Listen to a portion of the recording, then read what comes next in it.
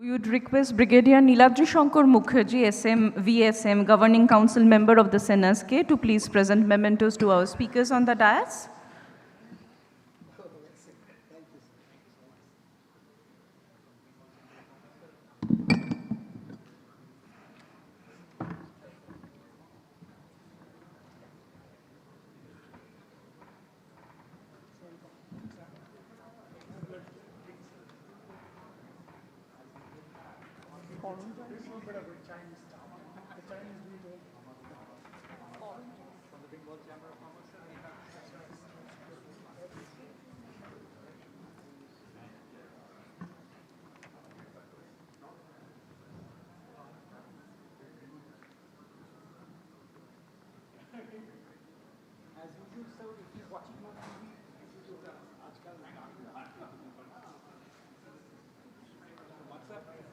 Also from the Bengal Chamber of Commerce, as they say.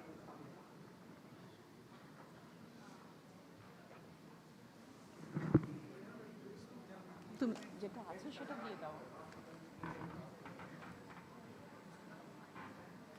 জি আর মুখার্জিটা দিচ্ছি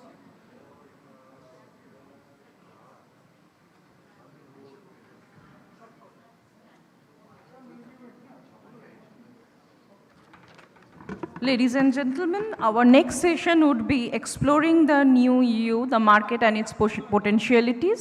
It will cover the business perspective of the Eastern Union we are focusing on. So this session would be moderated by Mr. Aniruddha Lahiri. Mr. Aniruddha Lahiri is the Vice President of SENASK and former President of the Bengal Chamber of Commerce and Industry, and he is the convener of this program. In this session, we have with us Mr. B.B. Chatterjee, President, the Bengal Chamber of Commerce and Industry, Dr. Alok Roy, Chairman, Medica Group of Hospitals and former President, Bengal Chamber, and Mr. Emnarul Haq, Managing Director, Dhaka Bank Limited. So we will move on to the next session, and we would take maybe a minute or two change over for the next session. So this is the last session before the lunch. We request your kind patience to please join us for this business session before we break for the lunch. I would request the speakers to please join us on the dais. Mr. B.B. Chatterjee, Dr. Alok Roy, Mr. Emranul Haq, and Mr. Aniruddha Lahiri.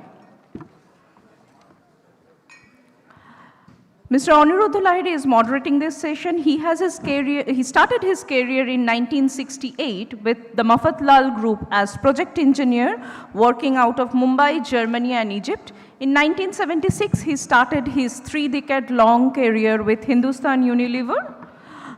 He also was in the Hindustan Lever Board in various capacities as Director Agribusiness, Technical Director and Director Human Resources and Corporate Affairs between 1992 and 1997, responsibilities that spanned the range from manufacturing, project management and technology to capital investments, engineering management and human resources. He shared his responsibilities between Netherlands and UK as a Senior Vice President Manufacturing and Supply Chain Technology with worldwide responsibilities, and also headed Safety, Health and Environment Action Committee of Unilever as its chairman. He then joined ABP Private Limited as its Managing Director till 2005. He then joined the multinational New York-based diversified the Chatterjee Group in 2006 as the president of the group, and also served as the CEO of the TCG Group's IT platform. He is now the chairman of Trishul Engineering Solutions, which is an engineering design services, and Sigworld Leadership and Training Academy Private Limited, which is headquartered in Kolkata, and he founded both these organizations. With this, I would request Mr. Lahiri to please take the proceedings forward. Thank you, Angaran, thank you very much. Ladies and gentlemen, I know we are late for lunch, so being aware of the time constraints, I will go straight into the discussions. But before I do that, the changes in the program have already been mentioned to you, so I wouldn't labor that point. Let me first have the privilege of very briefly introducing the panelists here.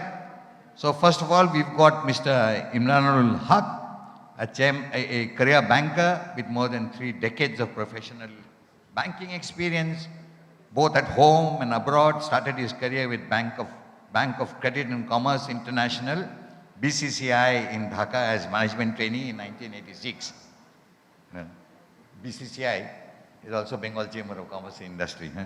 So today is a day of mix-ups.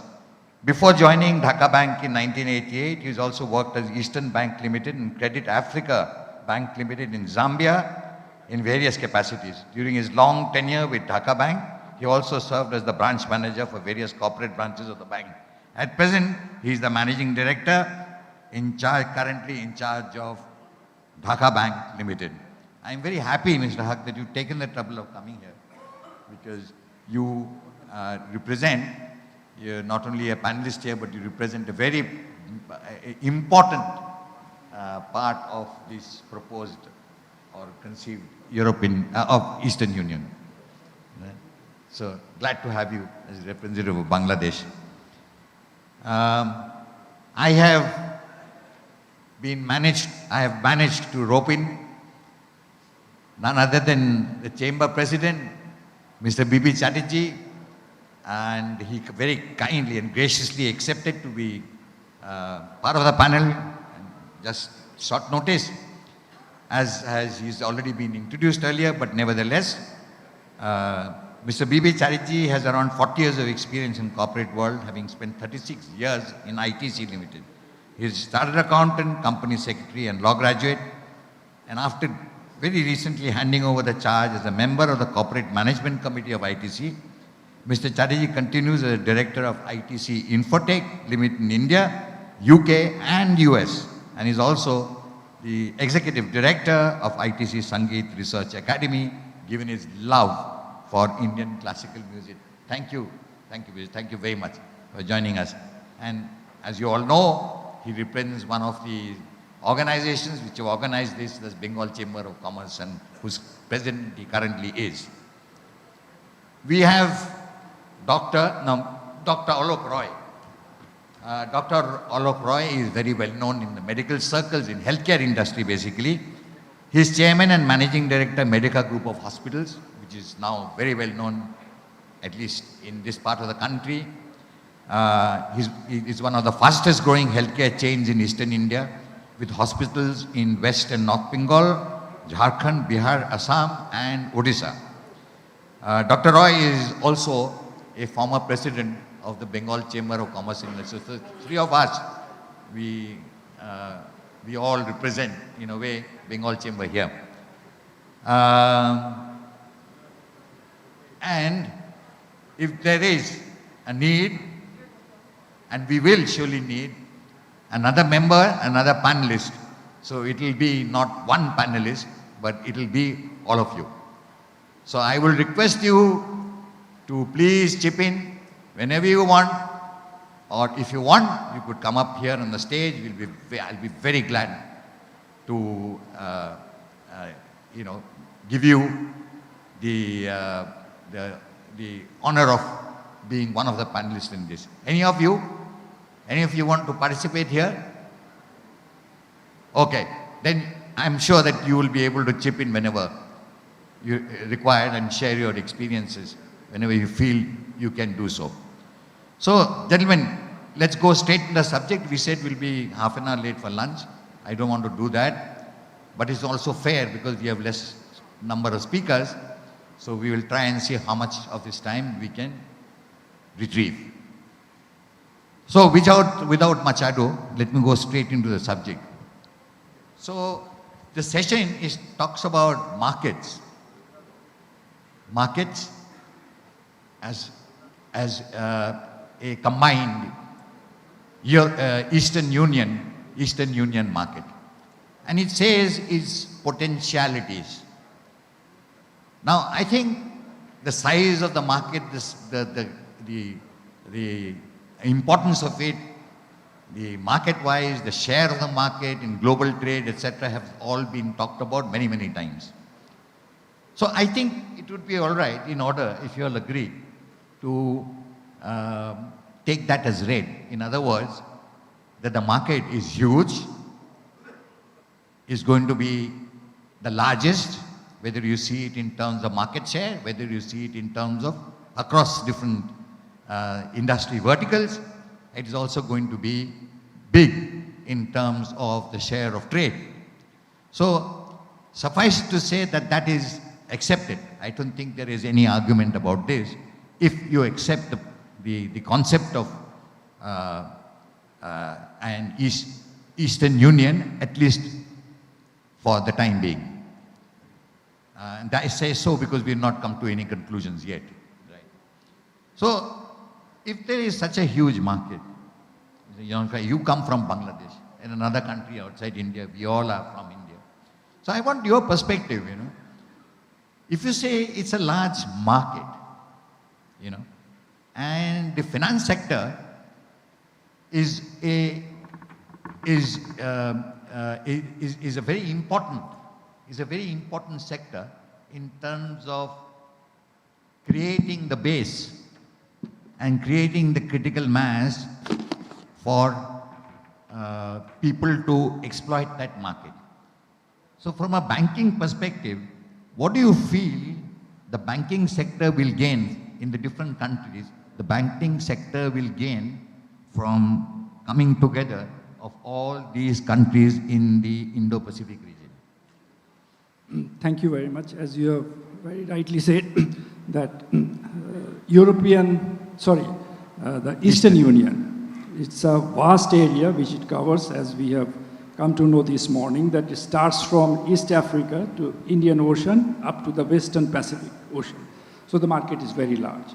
And as far as the world economy is concerned, it constitutes about 44% of the world economy. And as far as the population size is concerned, it consists about 45% of the world population. So it's a big area. And the importance of creating Eastern Union is also important, and this is the right time we discuss about it, about its formation and way forward, and having the success of this union. I'm actually asking you, Mr. Haq, to share with us what you think would be the benefit to the banking sector if such an union actually happens. In my view, the benefit which the banking sector will have, at this moment, since it's a big area, we will be having a corresponding relationship with the banks which are based in this area, because we are doing trade within this region, but we are having the banking relationship from where we get the correspondent support which are based in other areas. So when we form this union, I am sure that we will have our own banking support from the region itself, or from the member country wherein the banks are placed. Cross-country, banking, financial services. Do you see there is a huge, big growth opportunity there? Yes, definitely. There is. Because already the trade and commerce between the countries which we have talked about, which falls under this union, are enormous. So once the trade is there, it's already there. So the banking opportunity is also there. So all the trades, commerce, which needs bank support, will be rooted. So will you be therefore financing, let's say, industries in other countries within this union? Yes, definitely. You go cross-border banking? Yes, we have got offshore banking facilities, and through our offshore banking, we can always do that. So, Mr. Haq, you've been here since the morning. Just to put your comments in perspective, you've heard so many speakers talk about it. What would you think is the sort of flavor of this kind of a concept in your country? Definitely, it's a very good question. This will definitely be welcomed by Bangladesh, because without having alliance without having the help of the countries which we have in our region, the country like us cannot prosper. As Mr. Sanjay Baru has already mentioned, that Bangladesh is growing at a faster pace, and it is because of one reason. He has mentioned that the business, the environment of doing business is congenial, and all the policies are set rightly for doing business there. Mr. Haq, you know, Bangladesh is also emerged as a big sourcing center, sourcing country for global and regional supply chains.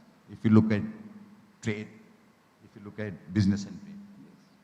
Now, Bangladesh being a sourcing country, obviously Bangladesh has to be very, very competitive.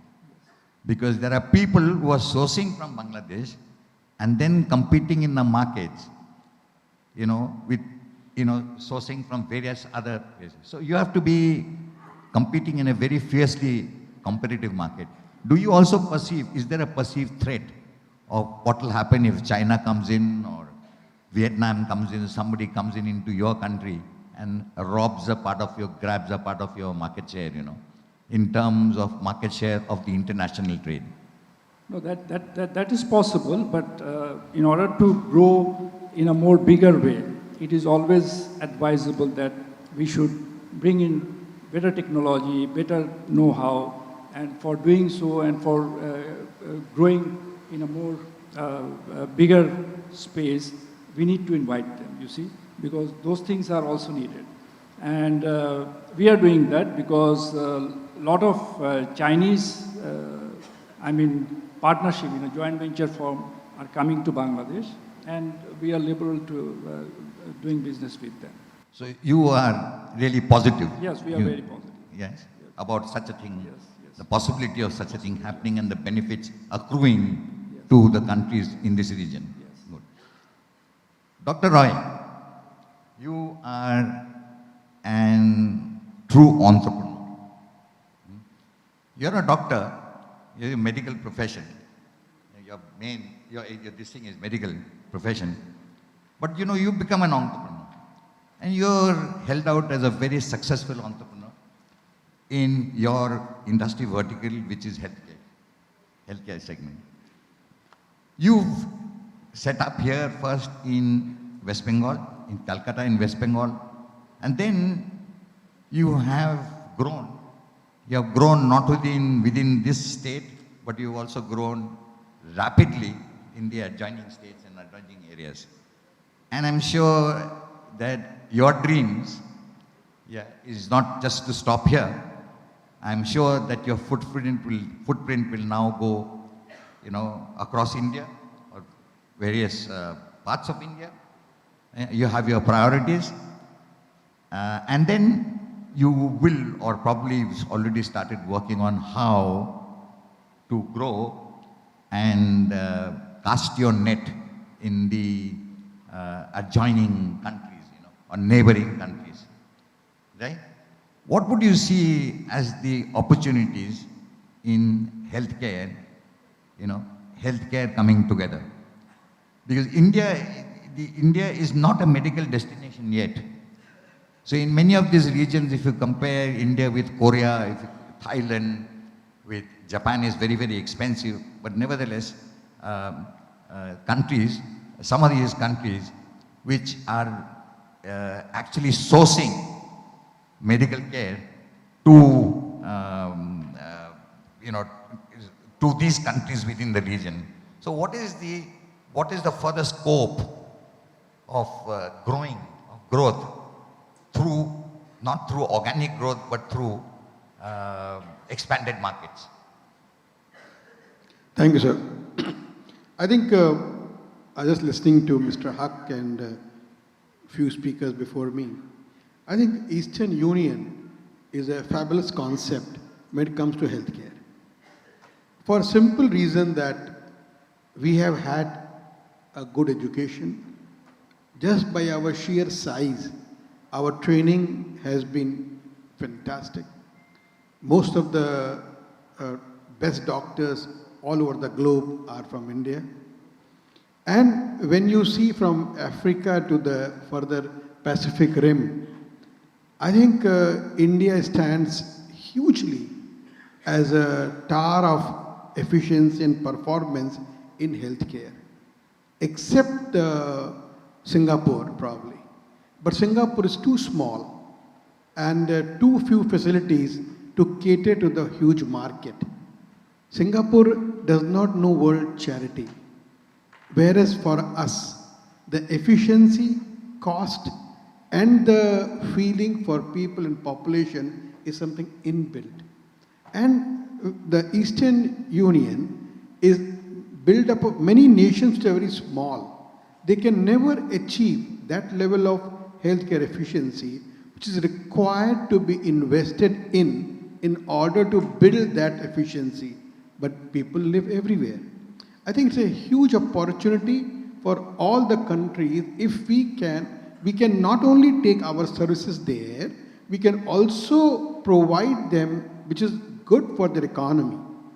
If we, because small countries like Cambodia, Laos, Vietnam, many places just don't have doctors, don't have facilities. And we can train them, we can treat them, we can teach them. All three in healthcare would impact not only the healthcare, also economy, because first prerequisite for anything in life is good health. If you are not healthy, you can do nothing. But Alok, will that, are you not worried, you know? Doesn't it bother you that, you know, whether you will be able to, you know, snatch shares in medical tourism from countries like Singapore, Thailand, and Korea? Are you going to be able to compete with them? That, you know, how are you going to make it, how are you going to make yourself competitive enough to be able to, you know, compete with them in the markets outside India?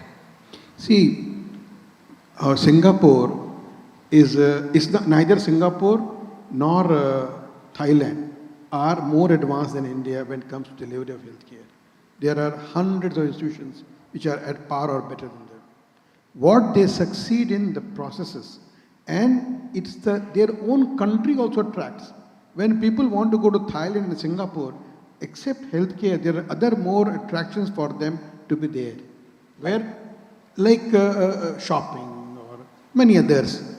So, Using as a tourism destination Yes. primarily, Yes. and you are going to use that footfall Yeah. or that traffic for medical treatment as well? yes. Or are you saying that you will be able to create, just because there are tourism interests, therefore you're going to be able to create a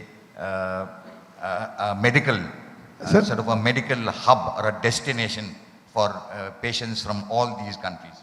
Sir, I'll give you Because small. there are underdeveloped countries also, Vietnam, they're not underdeveloped medical. Correct. They all go to China and so Sir, on. till we had Indigo flight, daily flight from Calcutta to Myanmar, we had very few patients.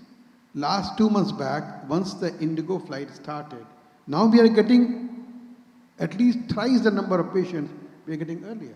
Yeah, Are you getting patients from Vietnam also, because they're direct not flights from Vietnam, no. But Vietnam, large number of you know, patients needing medical help, they actually go to Korea and Thailand, Singapore too. But Singapore is again kind of outpricing itself. Sir, rich people from those countries are going there. Middle classes are coming to India. They are coming as far as from Cambodia, from Nigeria, from African countries. So India has a potential of not only providing in India, India also has potential for changing the healthcare delivery in their own countries also. Just because we have that kind of trained manpower, both in numbers and quality of training. So we can play a very important role in ensuring a good healthcare in all the small countries, because on their own, they will never be able to. China and Japan will find very difficult to because of language limitations. India has a very strong language advantage to them because of training. Thank you. Vishu, you and I both belong to we are more familiar with the FMCG and the consumer, fast-moving consumer goods industries, ITC, HUL. And also we're kindly familiar with the kind of things that happen in multinationals and how they play their games all over the world. Now, why do you think, I mean, multinationals have their footprint on almost every country. I cannot imagine, I cannot even name one country in this so-called Eastern Union where Unilever doesn't have its own manufacturing, etc., etc. But today they are looking at, regional supply chains in that region, Southeast Asia, and they are looking at also global supply chains and so on. So with having their footprint everywhere in every country, they have their markets, they have their manufacturing to source those markets. And what advantages will such industries gain if you have the concept of Eastern Union? How will they gain? I'll put it this way, sir, that any kind of cooperation operates successfully when there is a win-win situation. The trouble starts when you take over something or put yourself in a better position, such a better position that tomorrow the existence of the other player is at stake. That is where the problem starts.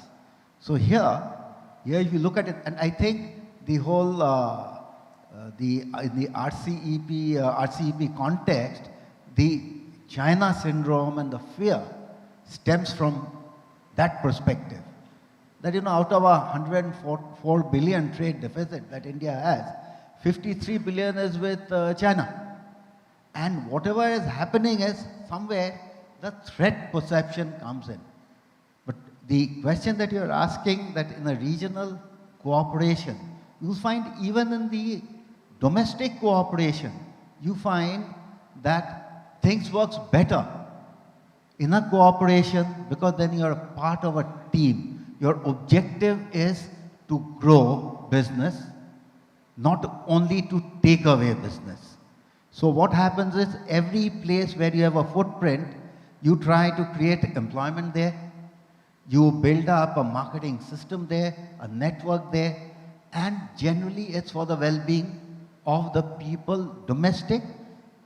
By virtue of that, the central body, levers, makes the gain. So I'm sure that it will go further, the growth, and the cooperation will bring about further growth, and it will be a win-win rather than taking anything away from it. I understand what you mean. You're saying that look at it from the point of view, look at competition and fierce competition from the point of view pricing open new markets, right? But also there will be a huge cannibalization of market shares.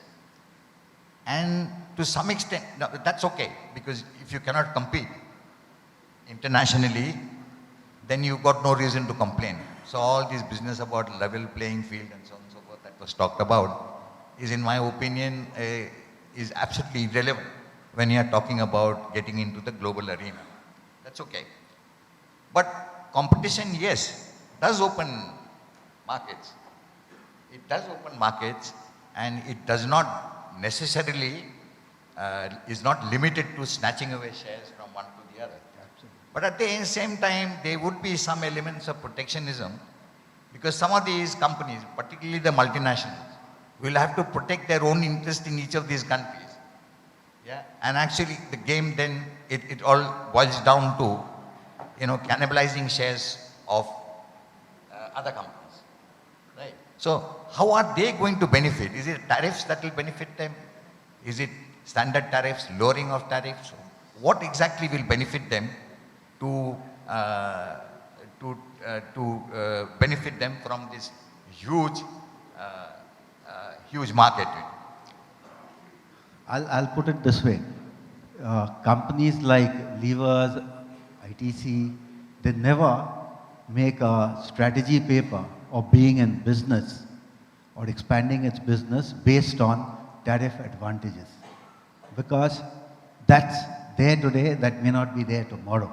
So what is the inherent competency or inherent strength that you are taking to another country to grow your market? For example, for India, the scenario is you've got more than 1 billion mouths to feed. So if you take the food industry, I don't think very many companies need to go out. Your competition, your market is here.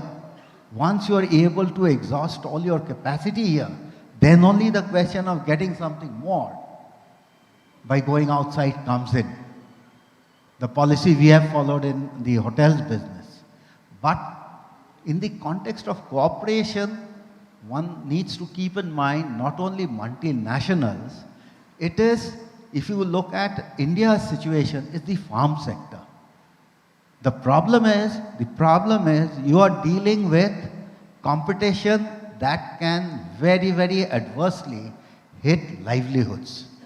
So that is where the risk-taking, the calculated risk-taking, all these aspects have to very carefully be considered. Just to take one example, in terms of, someone mentioned about Vietnam and medical, there were a lot of products like stationery and incense sticks, agarbattis, etc., which are relatively large businesses. The policy there was that you cannot, it is reserved for small scale. But you permitted, some treaty was there with Vietnam, they just manufactured there, the thing was imported by India, some players, and you had a stamp of branding was stamped and it was sold. So you exported employment there. So the approach here is to make things happen and cooperation to succeed. There has to be proper government policies besides the company strategy policy. Secondly, with the laid down policy, you have to act on it. Execution has to be proper. And finally, it has to be measured. That where are we moving? Unless you follow all the steps, you're not going to reap the benefit of any kind of cooperation. So, Bishop, let me ask you a mischievous question. Does ITC have serious plans of building hotels in all these neighboring countries and in the region particularly? You have hotels, for example, in Nepal, and you have in some of these countries, adjoining India, part of the subcontinent. But do you have, for example, plans of going to other, like Vietnam or Cambodia, places like this with huge tourist traffics? Do you have intentions or plans of going into the hotel business, hospitality? Let me put it this way, that ITC, under 3 different segments, they are already operating more than 100 hotels in India. So far as going out is concerned, we had one in Nepal, but that got closed down, and another one. No, the thing is, why will you go out? You stepped out, there's an hotel coming up in Sri Lanka. In Sri Lanka, a hotel is coming up. It's with the government of Sri Lanka. When the Rajpaksha government was there, we signed a deal where it is hotel with a residential property. Now, the whole thing is, if you have enough opportunity domestically, why will you send your staff disrupt for what? It's a bit of a dichotomy. On the one hand, you say that it will open out opportunities for every business. And on the other hand, you say that because there are huge domestic opportunities, why should we go out? So what are we going to gain from the combined EU? You have picked up one business which is capital intensive, which is hotels. That is quite different, sir, from FMCG or other product categories. You're talking about trading. Yeah. Yes, I'm talking about trading and setting your foot. You cannot only take your inputs to raw materials to another country and produce. You have to create employment there, and you have to manufacture there and create your market there. Then only the cooperation will work. Okay. Thank you, Bishop. I want to lead to a slightly different area. And that is, you know, whenever we talk about business, we are talking about trade, we are talking about importing products, we are talking about exporting products and services and so on and so forth. What about, have any of you seen the opportunity, the huge opportunity of making technology accessible? For example, you know, imagine if you had free access to Japanese technology. There are, of course, a lot of other things which then come along with it. You know, how do you protect intellectual property and so on and so forth. These are issues, genuine issues which have to be grappled with. But then, there is, today, technology is one of the biggest sources of competitive advantage. Is the, not only competitive advantage, but is also, you know, the base, this thing of creating innovative culture, you know, leading to innovations and so forth. Technology, I mean, look at Japan, for instance. Japan, look where they are in terms of technology. They have nothing to gain, but do you think if they don't have anything to gain in technology, they will be able to share, Japan will be able to share technology with our Chinese, for example, the Chinese, they will be able to share technological advances with companies here in India or businesses here in India? Or In Bangladesh. your country, yes, Yes. in each of these countries. Transfer of technology is definitely very Developing to a developing country is very, very important. If I talk about our country, Bangladesh, yes, and you have mentioned about Japan. Japan is one of the biggest, supporting partner for reaching our nation to this stage. We are in the growing stage, and we are developing. Although we are a lower income country, and we will be reaching middle income groups by the year 2021. So while we grow, if I talk about transfer of technology, in one sector, I can give an example, which is developing infrastructure. When we were developing, we needed a lot of roads and bridges to be built in. And Japan was one country who helped us in building big bridges. And this way, the technology transferred to us. Now our own engineers and own construction workers have become expert to build not the big mega projects, but they have become capable of building smaller bridges and doing the roads infrastructure. But where is the mutuality of interest, Mr. Haq? Otherwise, how do you manage your trade balance, the balance of trade? So there must be some mutuality of interest. So if you import technology, and whether it's construction technology or any other technology, or product technology, what do you give them in turn? What advantage do they leverage in trading or in collaborating with a country like Bangladesh? Definitely they come with loans also. While they come with loans also from their country or from any other sources. And it is always a win-win situation. For us, it is a long-term loan and at a softer term. And for them, it is an area where they have opportunity to invest. These are one thing, because such type of project which they fund are basically guaranteed by sovereign guarantee. So these are the things which brings in mutual benefits to both the countries. Anup, would you say generally, not just restricted to your vertical healthcare, would you say that's generally true, that there is an opportunity for us to delve into technology, to acquire technology acquisition of soft,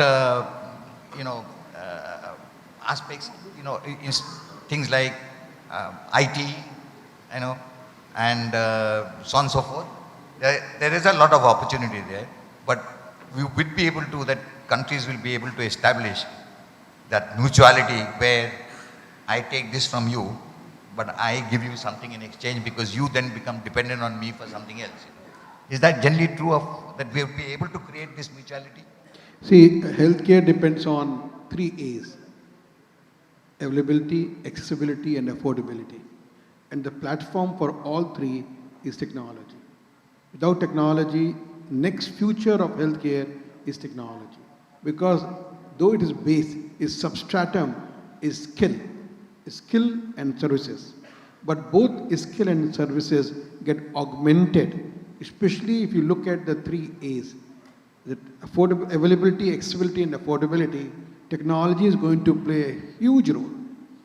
And especially where, because we have to do leapfrog. We can't build technology in the smaller countries. So for them, we need to use technology, their technology, our technology, blend it together and deliver the healthcare at those places. But it shouldn't become a case where, for instance, you you export from one country. You export, say, for instance, India. You export minerals. We are rich in mineral resources. We export minerals. But then what you get back is transformed, raw materials transformed into finished products. This kind of thing, will that, for example, Bangladesh is supplying, to the world, things like in the textile segment, apparel, textiles, they're supplying to the world. Correct. But they are not buying, they are not exporting their own cotton and getting it transformed and brought back. So they are exporting because it makes sense for these countries to export from Bangladesh, because they will never be able to manufacture them at the cost at which Bangladesh gives them. That's creating dependency. But in exchange for that, would you be able to import technology? Would you be import, for example, medical equipment, knowledge, medical technology? Would you be able to import that? Most unlikely. Most unlikely. So where therefore do you strike this balance, what we give, what countries give to one another and what they take from one another? See, we can only take the healthcare as a service delivery there. So you're looking at this purely from as a service industry. And training. And training. If I may comment Yeah, please. on this particular aspect, you see the cooperation, tomorrow's business will be all based on technology.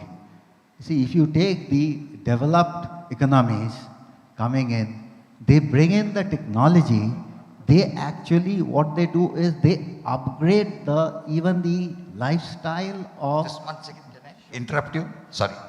I think Dr. Roy has to leave. He's got to catch a flight which is just about half an hour, 1 hour from now. So, will you pay for his ticket if it gets delayed? Please go ahead. So can I take the question? Yeah.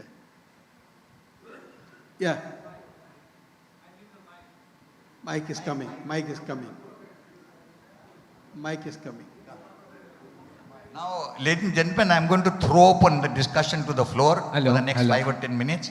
So if you've got any of you interested in participating or you've got questions, please do that after this gentleman finishes his question. Dr. Roy, you have mentioned that India or we can go and open the hospitals at Cambodia and Vietnam. Dr. Roy, I have a question that a couple of years back, we have seen an accident. A Ferrari car got an accident and the person died. And another young lady, she first admitted to Bellevue. And then they are from well-to-do family. So what's your question, sir? I am little bit. They are well-to-do family and they are rich family. They know the entire infrastructure of the country. Even then, they have took the patient by air taxi to Singapore. Why? Because they know everything. In spite of that, they're giving a message to the society that we can't do, they can do. This is number one. Number two, I am a owner of a software company, but still, I am the governing member of a hospital. And the name is Shromojivi Hospital. You may have heard about it. Which hospital? Shromojivi Hospital, it is from Belur, and now we have 5 hospitals. One hospital is having 300 bed at Srirampur. Sir, the question is, in our country, we in spite non-technical. We operate a patient and place a pacemaker, entire cost from the admission to the release is in 50,000 with the pacemaker cost. The question is, if this cost, if you can't take to Vietnam and Cambodia, then how the India can open hospitals in India and Cambodia, Vietnam and Cambodia, because they are poor country. And we they have- are poor country. Vietnam and Cambodia are poor country. No control. Vietnam country. and Cambodia are poor country. They need Poor the treatment in this kind of rate.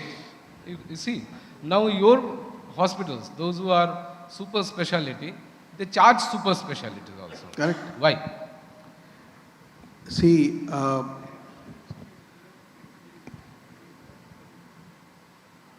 No, okay, can you, okay. can you? Yeah, yeah, yeah. I thought No, you no, were go getting on. some congratulations from people, so I just wanted go to ahead. wait for that. Right. See, what kind of choices you make, which shoe you wear, which jacket you buy, which tie you buy, is very individualistic decision. It's not that there's any dearth of good shoe in Bata, but you may buy something expensive, that's your choice. If somebody wants to go to Singapore and fly there, that is their choice. It has got nothing to do with availability of good stuff in your own country. Now, the question of affordability is very relative. How much can you afford is very relative. You get the same surgery done in USA for $200,000. Same thing you get 200,000 rupees in India. So a lot of patients who come from neighboring countries, when they go to Singapore, the same surgery is 10 times more. They get 10 times cheaper in India. So we are attracting, as I said, there was a time when all rich patients used from Bangladesh used to come to Calcutta or India.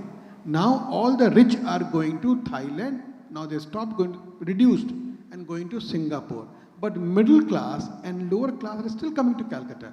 So the very fact that we are able to provide a treatment which is affordable for that section. See, what is affordable is again depends on what your capacity is not what one is providing. Okay. Thank you, Alok. Thank you. Thank you very much. Can I? Now, you can continue, but then I am afraid that you'll have to take a seat next to him and travel him with him wherever you're going. Are you prepared to do it? Then I'll have to move on. Can I ask a Can we question? have a discussion offline? Right? Because really we are fighting hard against time. Can I ask a question to Mr. Huck, please? Mr. Haq. Yes, please. Mr. Lahiri, may we request you to please present memento to Dr. Roy because he has to take a flight. So, Thank you so much.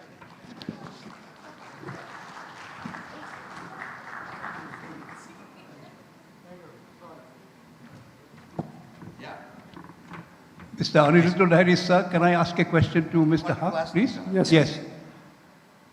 You know, we talked a lot. This particular session is of real interest to me. You know, the market and its potentialities. All the speakers, I've heard them. Now, European common market, you're aware of, transformed into European Union. And finally, most of the countries in European Union have euro currency, except some countries. It must have resulted in something good economically for countries like Germany, France, Italy. They all have euro. Now, my question is to you, sir, do you envisage in the near future or long future a common currency in the East Union, the EU that we're talking about? And if so, do you envisage whether it would help the Indian economy in any way? There are countries like Japan or China are much advanced compared to other countries. There's a lot of diversity in this particular Eastern Union we are talking about. Do you think a common currency will ever take place? And if it takes place, do you think the Indian economy, India will gain or India will lose? What should be our policy? Because I can envisage a common currency in the near future. Thank you very much. This is a very important thing which if we think about building Eastern Union, then formation of common currency is very, very important. We know that while we trade between the region, India, Pakistan, and Bangladesh, Nepal, and Bhutan. We have got a common currency called AKU, Asian Currency Unit. That is a common currency which we can, when we settle our trade settlement, this currency is used as a common currency for settlement of trade. As you have said, very rightly said, that when this union will be established, then it will be covering a large area starting from East Africa to Pacific up to the America. Common currency, definitely it is advisable, or it is an important factor that we should have a common currency, since we will be having a lot of common trade of mutual interest. Then common currency should be there in order to get the better benefit. But that will be a question of future, whether how it will be done, how it could be done, and how best it can be done. But it should be there. And if it is there, I think the nation like India, wherein the trade volume is bigger, they will definitely benefit. Thank you, Mr. Thank you very much. Gentlemen, I'll allow one question. Or at most two, but I want to provoke you a little. We were talking about technology and so forth. Technology today, in this broader sense, also encompasses, IT, software. And when I say software, I talk about solutions. And you asked a question to him, I'm asking a question to you now. Why is it that India, for so many years now, and has been in IT, and a very successful participant in the IT business, right? That's what the world says. But so many years we have spent exporting bodies, exporting and getting into the body shopping kind of industry, right? So far, tell me one example of any technology product that we've created, like for instance, which is really international quality and used worldwide, like for example, Microsoft. Have you created anything like Microsoft? Have you created anything like SAP? Name me one product which you've created which is internationally acclaimed, which is a value-added product and is not export. So I wanted to say that taking technological advance is only means, you derive a benefit when you are able to create value-added things and not just, supply, cater to cost arbitrage or labor arbitrage, right? So we have not done it. And I want to say whether being a part of Singapore and so on and so forth, we can do it. I just want to add on. Yeah. I just want to add on. There are organizations in India who are operating outside India by setting up No, factories. there are many Indians working outside. No, I am not talking of Indian product. I am talking of Indian manufacturing unit, capital equipment. Okay, where you are really talking about technology transfer and adding value, how that can be, the product can be improved further on the basis of that technology and can be taken outside the country and it can be marketed there. I shall give you a specific example which is called air conditioning machine. Technology was taken from Japan and Kawasaki specifically. That technology has been improved and that product has been sold across the world. I'm talking of all developed countries, 48 countries in the world. And that product is also getting produced in China because China manufactures the best machine in the world. Good So to know that. there are examples, it is possible. My question was specific to software, but no, thank you very much. For telling us that there are cases where, in other segments it has happened. Yes, tell me, your turn.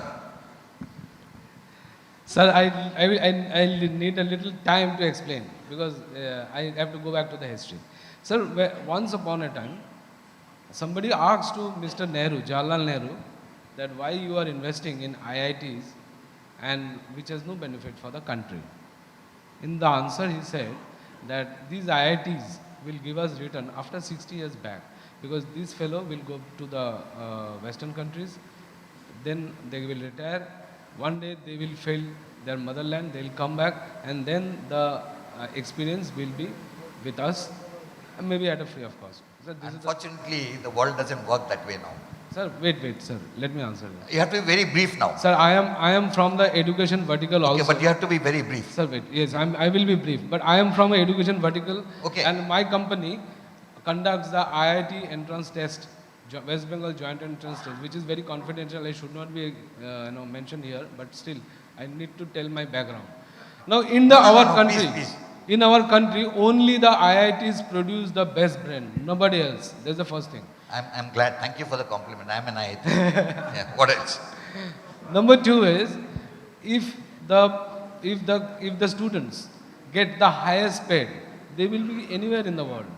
Now there they get the research opportunity. So what's the point you're making? My point is that if you pay simple. them, they'll do. Yes, sir. I see. Okay. And that doesn't, unfortunately, that's not been the case. Because today's IT, some of the people working in the big IT companies, they're filthy rich, They get adequately paid, more than adequately paid. But unfortunately, they have not been able to, because that's not been the focus. The focus has been to make money for these companies. The focus has been to make money by sending out resources, selling resources. Okay. You want to, is Infotech, since you are familiar with it, you want to add anything? I'm saying the body shopping that you are talking about, it started with that initially, but now the IT services that are imparted by Indian companies abroad, it's got into critical areas and it's got a critical mass also now.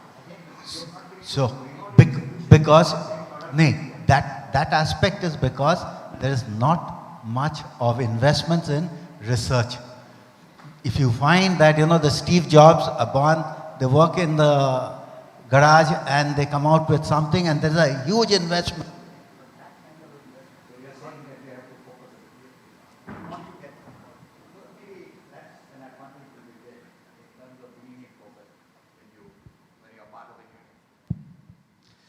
Okay, gentlemen, one last question? Yeah.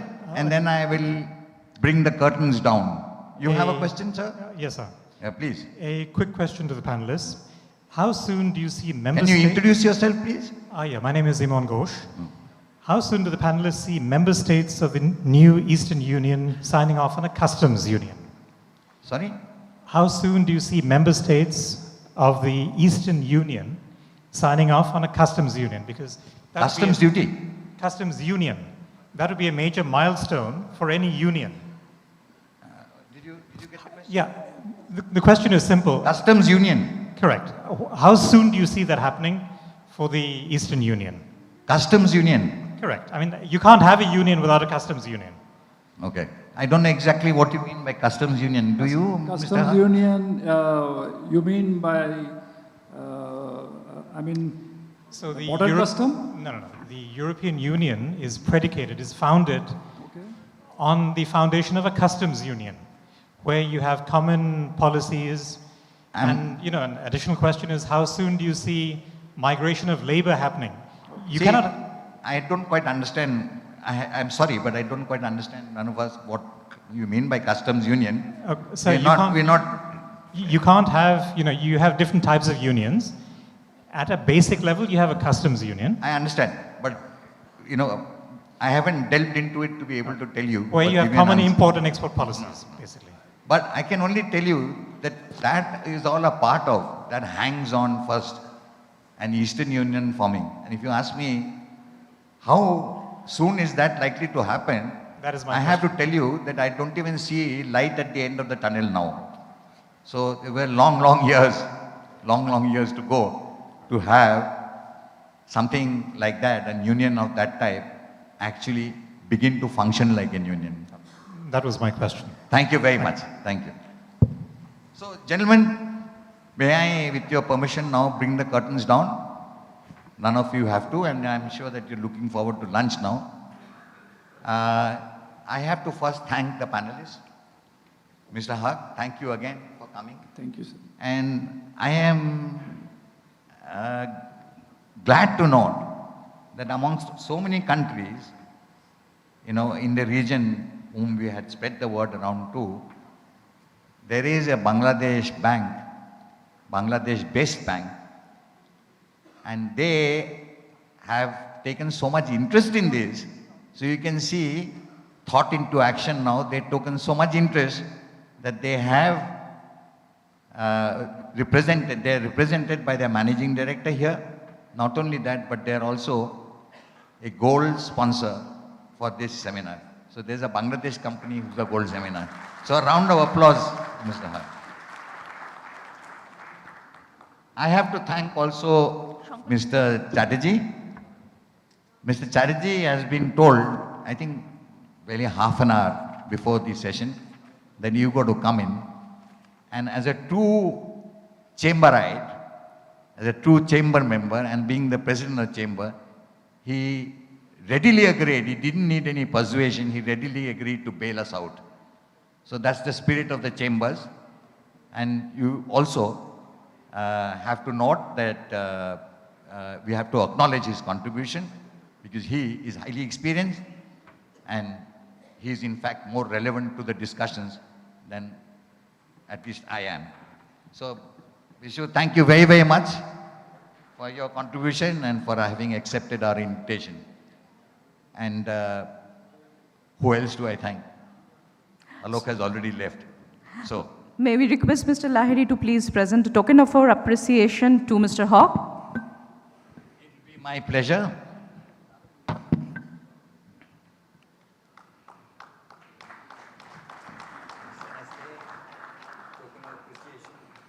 This, I hope, will find a place on your MD's desk, in your bank. Thank you very much. And this is little, I don't know whether it will be allowed by customs. You're not allowed. We have checked, yes. With MAD it is. It's MAD, so it will cross the scan. You'll be exporting pathogens and all kinds of things. And you'll be importing coronaviruses instead. So may we request Mr. Lahiri to please present memento to Mr. B.B. Chatterjee? I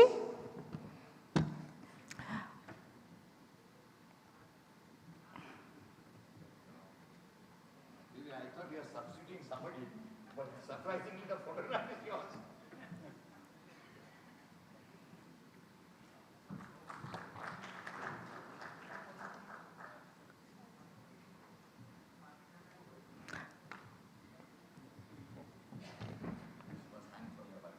And may we request Mr. B.B. Chatterjee to please present the memento to Mr. Aniruddha Lahiri.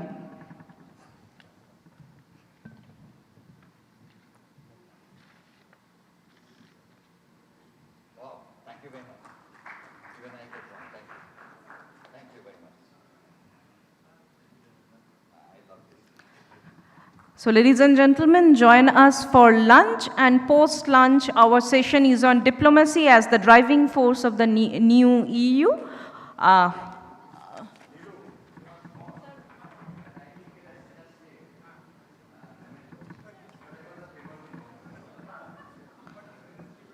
As we are running late, we will try and assemble here after half an hour, that is 10 to 3, to start our next session.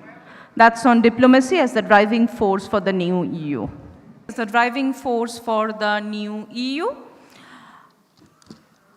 This session will be moderated by Lieutenant General J.R. Mukherjee, PVSM, AVSM, VSM, Vice President, Operations of Senas K.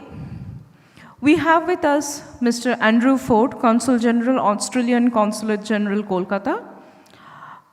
Dr. Harish Mehta, Editor-in-Chief, the Calcutta Journal of Global Affairs, Senaske. Major General A.N.M. Munizruzzaman, NDCPSC from Bangladesh. Mr. Masayuki Taga, Consul General of Japan in Kolkata. May we request the speakers and the moderator to please come and join us on the dais.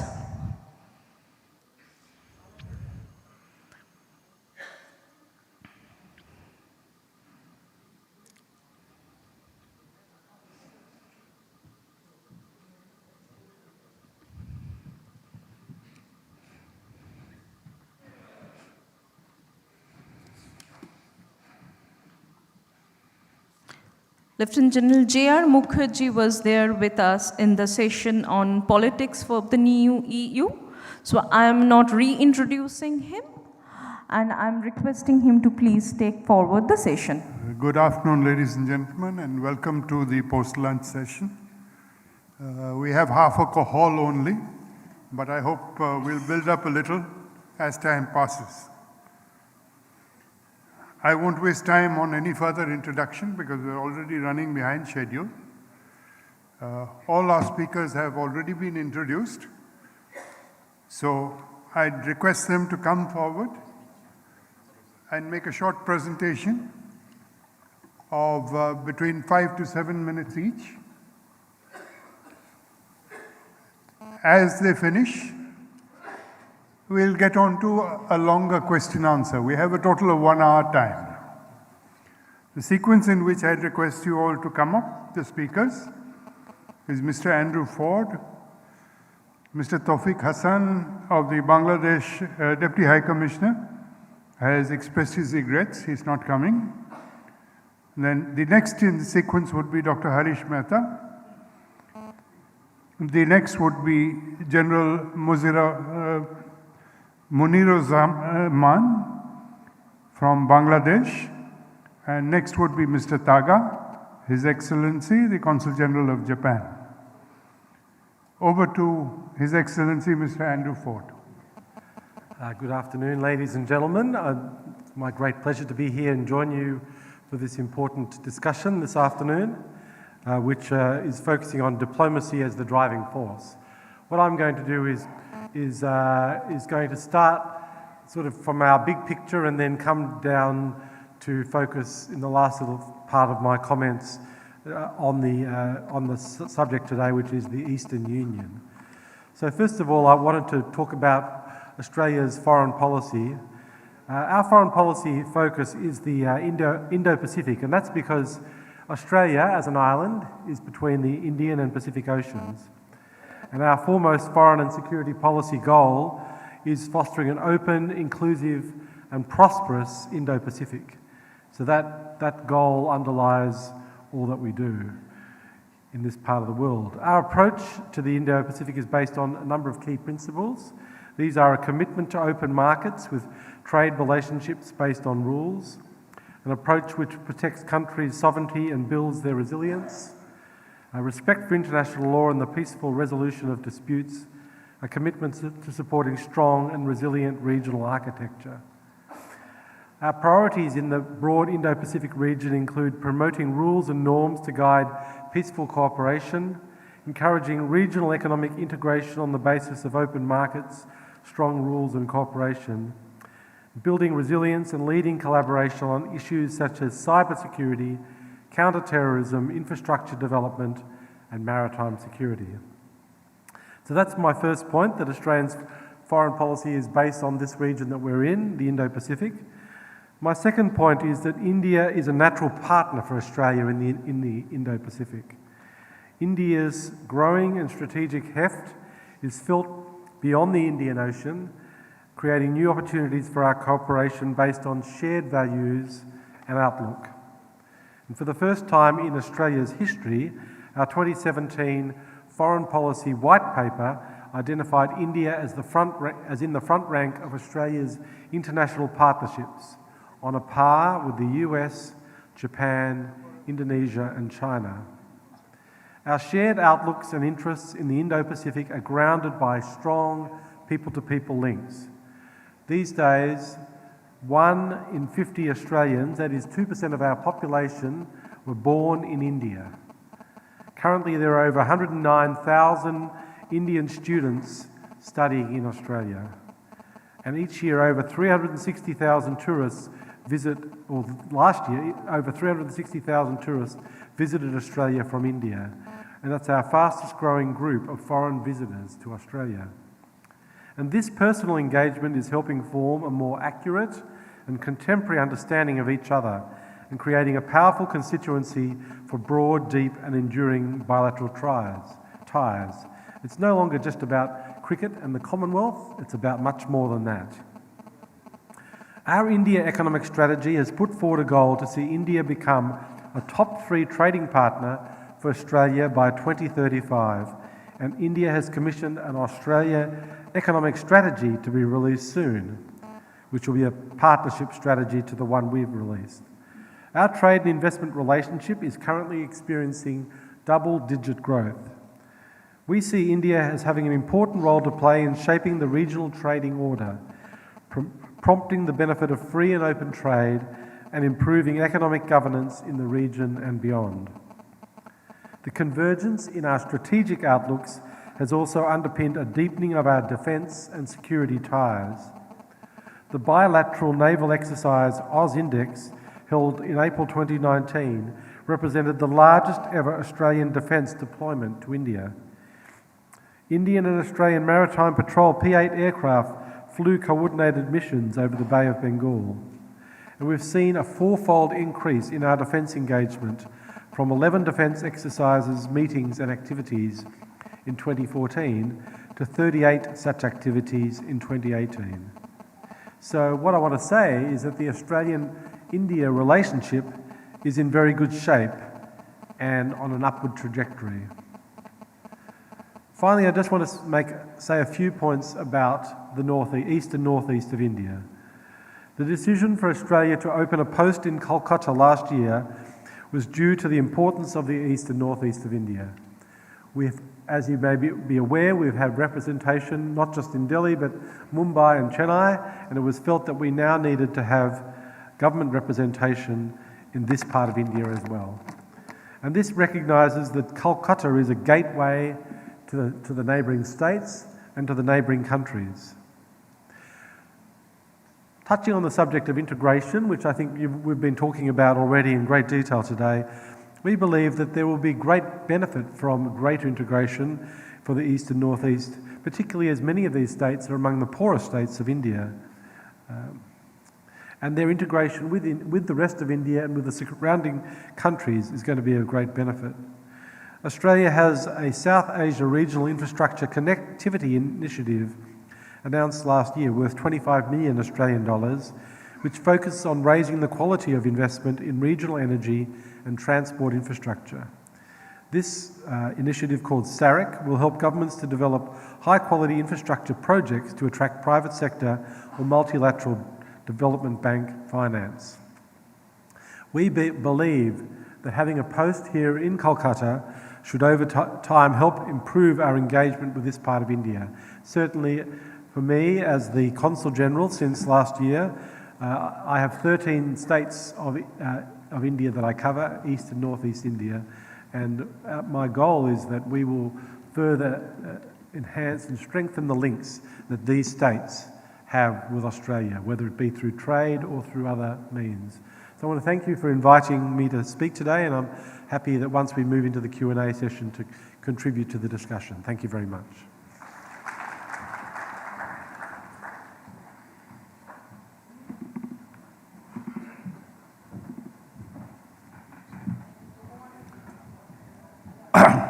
So after a sumptuous lunch, I thought we will all be rather sleepy, but I avoided eating the rice like a good Bengali. So I thought I'd put this entire Eastern Union idea into some sort of historical perspective. That's my main thesis. And then I wanted to put that perspective in terms of its problems, its track record in the past, and its track record in the future, and the potential for missteps. And finally, the Indian response, Indian within inverted commas, the Indian response or the lack of Indian response to past initiatives. So basically, the 20th century alliances began with diplomacy in Asia. Diplomacy was the driver. The initiatives that succeeded had succeeded due to diplomacy that went well, and those initiatives that failed because of the lack of diplomacy or diplomacy going bad.